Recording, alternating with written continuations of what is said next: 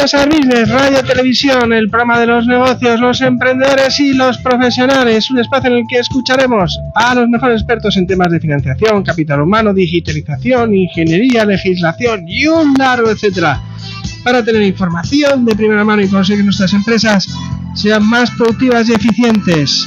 Pero hoy, señores, es martes, con S de solvencia, de sensatez, de serenidad, de sosegado, de sincero y, como no, con S de seguros.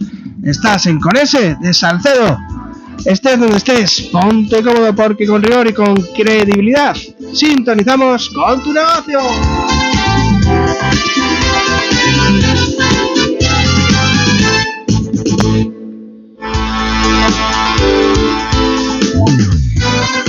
¿Cómo está usted, don Julián? Pues muy buenas tardes, muy encantado de estar otra vez aquí. No podemos decir feliz año nuevo porque tuvimos programa el día 2 de enero. Ya nadie se acuerda. Sí. Estarían todos un poquito sobrepasados de las fiestas, ¿no? Pero encantado de volver digamos, al rumbo normal, al ritmo normal. ¿Han traído buenos regalos los Reyes? Los de siempre, la corbata, la colonia. Eso pero no me puedo quejar que luego me... Claro, además que eso no falla, ¿no? Sabes que dan en la ya cuento, ¿no? Con ellos, si algún día no llegan me enfado. Oye, estamos empezando el año por todo lo fuerte. El otro día también hicimos una entrevista fantástica y hoy tenemos a una mega crack, no solo del mundo de inmobiliario, de la arquitectura, sino también de la comunicación. Ahí. No solamente viene, o yo creía que venía por sus méritos en el mundo del sector inmobiliario, edificación, arquitectura, etcétera. Es una excelente, es doctora en arquitectura, pero también es licenciada en periodismo, publicidad, y el mundo de la comunicación se le da de maravilla. O sea, que ha dirigido también algún máster de comunicación, precisamente. Es un crack, Roberto, es un crack. Bueno, y le hemos dicho el nombre, Ángela Valdellou. Claro que sí, Ángela Valdellou. ¿Cómo estás? Bienvenida. Muchísimas gracias. Se nota que somos amigos, Julián? Bueno. Muchas gracias. Cuéntanos un poco, como decía Julián. Yo sí os voy a felicitar el año, Muy bien. Sí. Ahora. Sí. Sí, voy a felicitar el año porque como yo no estuve en el anterior programa, claro, pues yo os felicito el año a todos.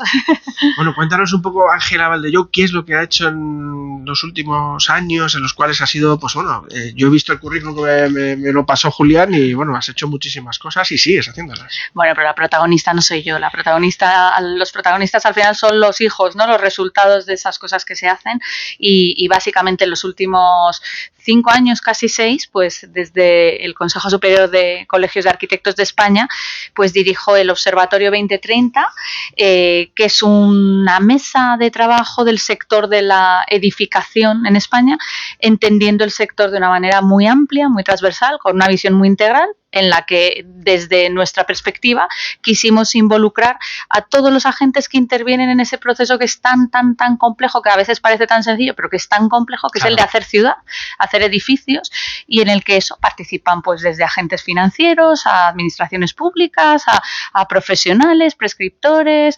promotores, sector privado, asociaciones, un montón de personas, de instituciones. El segundo sector del PIB, dependiendo de a quienes metamos dentro, segundo o tercero, pero segundo sector del PIB. Casi nada, ¿verdad? Bueno, pues como he dicho antes, creo que ha sido de pasada, pero lo quiero reiterar, porque es doctora en arquitectura por la Escuela Técnica Superior de Arquitectura de Madrid, es, por supuesto, cum laude, no todo el mundo. No debe ser fácil alcanzar eso, lo consigue, ¿no? Y como he dicho, también licenciada en Ciencias de la Información, por tanto, periodista en publicidad y relaciones públicas por la Universidad Camilo José Cela, si no estoy equivocado, pero además hace un montón de cosas. Es consejera en temas de sostenibilidad, hizo una capacitación por AFI, por la magnífica esta escuela. A la mejor escuela de finanzas. Por supuesto, ¿no? Analistas financieros. Sí. Claro que sí. Coordina, no solo es directora del Observatorio 2030, pero también coordina una comisión especializada que es de visión y estrategia del sector, ¿verdad? Que recientísimamente, claro, nos va a contar ahora a finales de noviembre, hubo una reunión y se presentó, y bueno, están elaborando una serie de informes que van a dar a presentar, si no recuerdo mal, a lo largo del primer semestre de 2024. Y muchísimas cosas más que ahora veremos, ¿no? Qué bueno. Así que hoy va a ser un programa interesantísimo y esperamos que dé juego y que podamos repetir. Creo que tenías que dar alguna noticia del día o algo así. Sí, bueno, la noticia la tendremos luego con Rocío Regidor, pero sí, suelo hacer un pequeño editorial, sí. Es un minuto, ¿no? Y el editorial de hoy era que 2024, para mí al menos, espero que Ángela y tú coincidáis, va a ser el año de la vivienda. Con el matiz del apellido, vivienda asequible, ¿no? Uh-huh. Y desde luego, si en algún sitio lo va a ser aquí en la Comunidad de Madrid, ¿no? Bueno, pero buena noticia, ¿no? Ya, pero debemos dar un paso adelante. No basta con que sea solo Madrid, uh-huh, que siempre es el emblema de todo, nos parece, ¿no? Sino que tenemos que intentar que esto se replique en otras muchas comunidades, si no en todas, en la mayoría de comunidades autónomas, ¿no? Porque, como decimos siempre, la actividad inmobiliaria es el primer dinamizador del crecimiento económico y del empleo. La prueba está en Madrid, ¿no? Uh-huh. Y además, sin dejar de lado que la vivienda constituye probablemente hoy, tradicionalmente, si recordáis, era el paro, ¿verdad? Yo creo que cuando la gente hablaba, lo que más le preocupaba era el paro. Yo creo que ahora tú haces una encuesta a pie de calle y la primera preocupación de la mayoría de los españoles es la vivienda, la de los jóvenes sin ninguna duda, pero luego los padres también tenemos preocupación porque sin vivienda nuestros hijos no se emancipan. Claro. Entonces yo creo, y los trabajos, el hecho de que no haya, digamos, acceso fácil a la vivienda limita mucho el mercado de trabajo, porque la gente no se mueve de su sitio y tal. Bueno, es un problema estructural. Es un problema.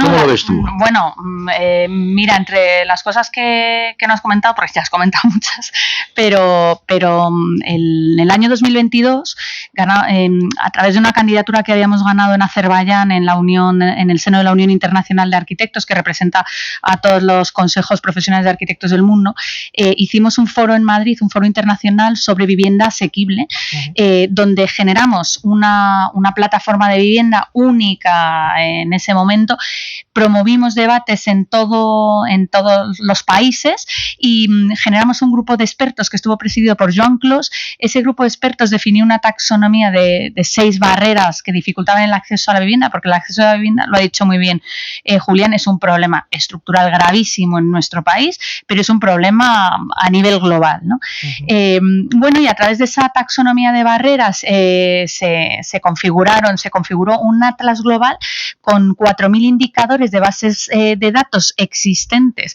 que están vivas, pero que están dispersas y que nunca jamás habían estado con posibilidad de visualizarse, interactuar, buscarse, etcétera. Además, con la serie temporal desde que existe cada base de datos en un único lugar, con un visor espectacular que es como un Google Maps, ¿no? Entonces, ¿por qué digo esto? Porque esa plataforma, a raíz del foro, normalmente estos foros son congresos que viene la gente como la Fórmula 1, vuelven a salir los coches otra vez dentro de 2 años, vuelven a hablar de lo mismo. La idea era precisamente avanzar en este problema que es tan serio y tan global y que donde existen diferencias en distintos contextos, pero donde también existen soluciones a veces que por puro desconocimiento no aplicamos o ni siquiera lo intentamos, ¿no? A veces incluso por simple ideología, ¿no? Cuestiones ideológicas y no técnicas, cuando esto es un problema que tiene que tecnificarse claramente, ¿no? Entonces, bueno, esa plataforma va a seguir viva, está a disposición abierta para todo el mundo, estudiantes, investigadores, economistas, quien quiera, y estamos investigando ahora ya con una de las novedades que parece que va a tener el 2024 y que tenemos que aprovechar para todos estos desafíos, como son la vivienda, que es la inteligencia artificial. Vamos a ver de qué manera incorporamos herramientas de inteligencia artificial para ayudar a buscar a las personas y ayudar a hacer todavía más útil este atlas y buscar en función de lo que se quiera los indicadores concretos, las combinaciones de indicadores, dar respuesta a preguntas básicas que requieren indicadores ponderados, etcétera. Y bueno, y vamos además en ese atlas subiendo casos ejemplares de políticas, iniciativas de vivienda asequible. Ya tenemos 200 y esperamos a final de año a ver si llegamos a los 1.000. Pero quería decir una cosa muy importante que yo creo que ha dicho Julián y que me parece fundamental. La vivienda es un problema enorme, no solo por la vivienda per se, sino por lo que significa el acceso a la vivienda. Uh-huh. Una persona joven que no accede a una vivienda no puede desarrollar su proyecto vital, es muy difícil que tenga familia, por lo tanto es un problema para la natalidad. es muy difícil acceder porque los precios son los que son, con lo cual la oferta tiene que estar en un rango de precio asequible, y eso lo que significa es que el país determinado tiene que intentar velar porque se haga política pública de vivienda, no política de vivienda pública, que es otra cosa, que es la vivienda que solo puede afrontar una administración pública o el tercer sector, sino una política pública de vivienda asequible. Y para eso tiene que contar con el sector privado, y me he acordado porque encima el sector de la edificación es un sector en el que hay en este momento una falta de mano de obra. Sin duda. Bueno, súper alarmante. O sea, no se encuentran obras. No tenemos mano de obra cualificada, hay que hacer aquí un plan de choque estatal. Y os voy a mencionar una cosa que os va a hacer gracia, que es la ley Salmón del año 35, que fue una ley que estaba pensada precisamente para acabar con el paro, y que lo que hizo fue generar una enorme cantidad de vivienda a precio asequible en un plazo muy corto. Es del año 35, la hizo el ministro, es anterior a la ley de propiedad horizontal, y lo que hizo fue promover unos incentivos fiscales tremendos para poner en uso un montón de suelo vacante en grandes ciudades, en zonas fantásticas como en Madrid, por ejemplo, en Barrio Salamanca y Argüelles, y esto lo que hizo fue que la empresa privada, los promotores, pudieran construir en un plazo estupendo, además con unos requisitos técnicos y de calidad, etcétera, un montón de vivienda en alquiler, y dio acceso a vivienda a una cantidad enorme de gente en un plazo récord, o sea, y además solucionó parte del problema del desempleo formando a gente para la construcción. Has comentado, ¿en Europa también tienen tan graves problemas de acceso a la vivienda a la gente joven? ¿O es un problema general en todos los países, pero mira, se firmó hace poco, fíjate, coincidimos Julián y yo en un debate en el COAM, precisamente el 14 de noviembre o por ahí, que se firmó en Gijón, bajo la presidencia española de la Unión Europea, una declaración. Las declaraciones están muy bien, pero no sirven de nada si no se cumplen y si no hay acciones concretas. Pero es verdad que viene argumentada con algún dato a nivel europeo de Eurostat, por ejemplo, en donde se dice que el 8,7% de la población europea, que esto es más de 40 millones de personas, tiene que destinar más del 40% de sus ingresos a vivienda. Esto es una burrada. Pero es que además, si hablamos de hogares en alquiler, ese 8,7 se incrementa hasta el 20,8. Es decir, que realmente es un problema enorme que hay que solucionar, sobre todo en la franja de jóvenes, ¿no? Claro. O sea, somos el país de Europa donde nuestros jóvenes se emancipan más tarde. Y ahora eso están en 30 ya. No solo, si me lo permites, Ángela, no solo por el problema de la vivienda. No, claro, esto es un conjunto. No, ya sé que además hoy está dirigido al tema de la vivienda, ¿no? Pero efectivamente el problema de la vivienda es no solo de la producción de vivienda, y decías tú, Roberto, preguntabas, ¿esto ocurre en toda Europa? Pues fijaros, no ha ocurrido hasta tiempos recientes. Quiero decir, tradicionalmente, no, al menos no hemos oído hablar nunca de problemas en Alemania, en Dinamarca, en Suecia, y ahora en los últimos años, yo diría que lo centraría un pelín antes o inmediatamente después de la crisis de 2008, o sea que por tanto eso hace 15 años, que 15 años no es nada en este sector, en este mundo, ¿no? No tenían este problema, pero teniéndolo, que ya lo tienen, yo diría que el problema que hay en otros países de Europa, y a ver si Ángela coincide, es básicamente de precio y de capacidad de compra, de adquisición, de acceso de la población que quiere alquilar o comprar una vivienda.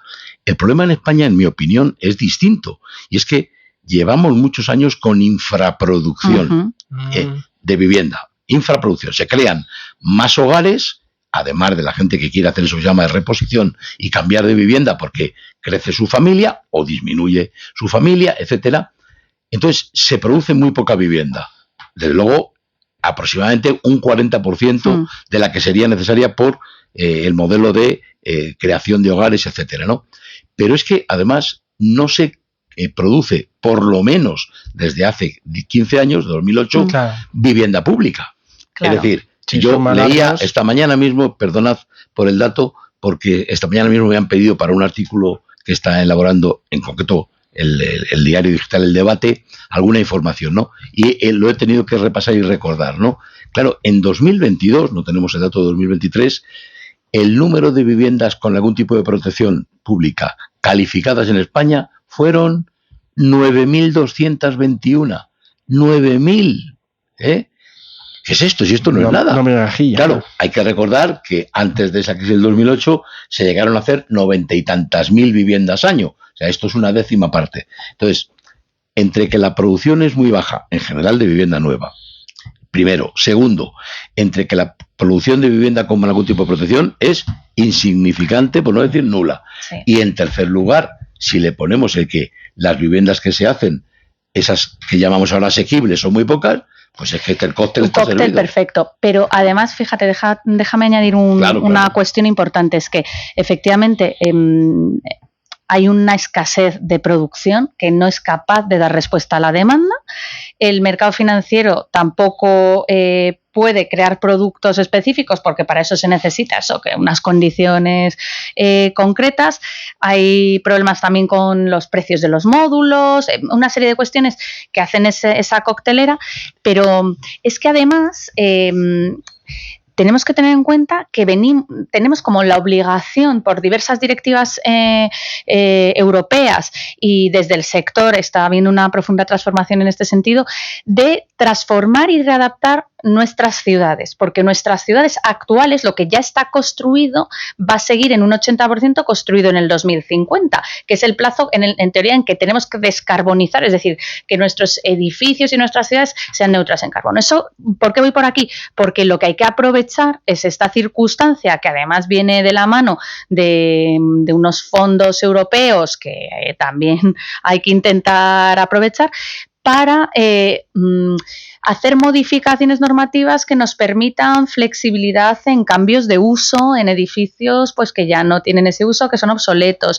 hacer intervenciones de regeneración urbana integral en barrios enteros, porque edificio a edificio la rehabilitación a la que estamos obligados y que tenemos que impulsar, tanto por la ley de propiedad, tú no puedes poner una pistola en las comunidades de propietarios, estos son decisiones al final que son complejas y además que requieren unos mecanismos de solicitud, etcétera, y que no está habiendo una difusión ni una concienciación, está faltando coordinación. Entonces, hay que aprovechar un poco ese déficit de vivienda, hay que decir, oye, hay que hacer un pacto de Estado por la vivienda, pero además aprovechando toda esta coctelera, es decir, oye, vamos a crear vivienda en el centro de las ciudades, en zonas que están degradadas, vamos a mejorarlas, vamos a adaptarlas, vamos a aumentar la superficie y vamos a también a readaptar edificios o zonas que eran industriales y que ahora pueden ser, ojo, de la mano de dotaciones, porque también la vivienda no es un hecho aislado, la vivienda tiene que venir asociada a un montón de servicios, comunicación, movilidad, etcétera, que tiene que dar cobertura a esos ciudadanos. Y Ángela, Julián, ¿no os parece a vosotros que sois los especialistas que en los últimos años estos mensajes ya los hemos escuchado, pero ¿qué es lo que pasa? ¿Qué no termina de fruto? Falta políticas públicas de vivienda. O sea, que se quedan aquí en la radio, en mensajes, en los medios de comunicación, pero que no terminan. Yo me harto de repetir a veces está uno que dice, ya no sé. En los últimos años se supone que ha estado un partido que debería haber tendido a que esos precios bajaran gracias a la construcción de viviendas, ¿no? Ya, pero para eso hay que quitarse de encima muchos fantasmas. Y entre ellos, pues es que tú te tienes que sentar en la mesa con todo el mundo, porque aquí lo hemos dicho antes, hay que intentar coordinar. Tener una visión global, como decíamos antes de entrar al estudio.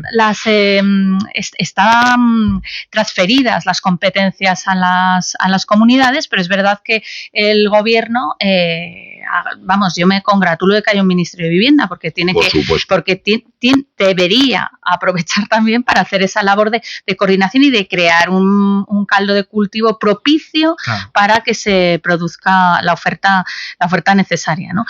Si me lo permitís, Ángela, como la tenemos ya en línea, vamos a dar paso a esa sección unos minutitos antes de lo que hacemos habitualmente, pero me había comprometido con ella a entrar ahora, que es cuando tenía disponibilidad, para dar la noticia del día, que en este caso es la que ha publicado hoy Rocío Regidor en The Objective, con el título de Los locales superan en rentabilidad a las viviendas y a los garajes en casi todas las capitales de España. Tenemos aquí a Rocío, ¿verdad? Rocío. Sí, hola, ¿qué tal? Muy buenas, Julián. Buenos días, buenas tardes, Rocío. Perdóname, gracias por entrar con nosotros. Sé que tenías muy ajustado el tiempo, pero cumplimos con el compromiso. A ver, ¿qué es lo que recogías en ese artículo que has publicado hoy en The Objective? Pues en el artículo lo que recogemos es un informe de Idealista que analiza la rentabilidad del alquiler de diferentes tipos de inmuebles, viviendas, garajes y locales, mientras que la rentabilidad media de la vivienda baja ligeramente hasta el 7,1%, estos son datos anuales, ¿vale? 2023, que refleja Idealista. En el caso de los garajes se sitúan en el 7,2%, pero en el caso de los locales comerciales aparecen reflejados como los grandes triunfadores, junto con las oficinas. Hemos querido centrarnos precisamente en los locales comerciales. Concretamente, según el estudio, ofrecen un rendimiento del 9,9%, ofrecieron en 2023, un año antes era del 9,6%, algo similar, pero ha crecido un poquito.